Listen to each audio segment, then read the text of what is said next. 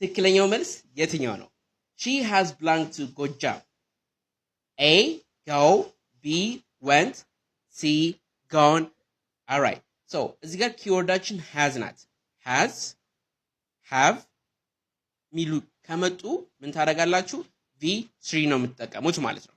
So A ስንመለከት it is base verb ነው። then V2 and then C is V3. ስለዚህ መልሳችን የሚሆነው ምንድነው? She has gone to Goja ብለን እንመልሳለን ማለት ነው። Excellent. Next question. He doesn't blank English. A, speak. B, speaks. C, speaking.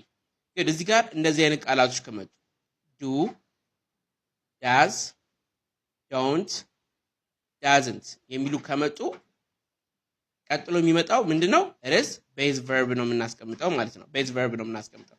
ስለዚህ እዚህ ጋር ይሄኛው VS ነው።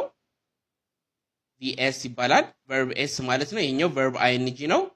ይሄኛው ብቻ base verbaችን ነው ማለት ነው። ስለዚህ he doesn't speak እንላለን። he doesn't speak English ብለን መልሳችን A ይሆናል ማለት ነው። Excellent. Next one. What is she blank for dinner? A, cook. B, cooks. C, cooking. All right. So እዚህ ጋር ምን አለችን? is አለችን አይደለ? is a verb to be ናቸው። እነዚህ is, are, was, were የሚሉ ከመጡ ቀጥሎ የሚመጣው የverb አይነት ምንድነው? it is verb ing ይሆናል ማለት ነው። ስለዚህ መልሳችን ምንድነው? A አይደለም፣ B አይደለም፣ C is our correct answer. What is she cooking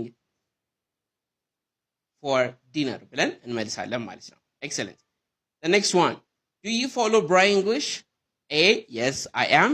B, yes I do. C, yes I follow.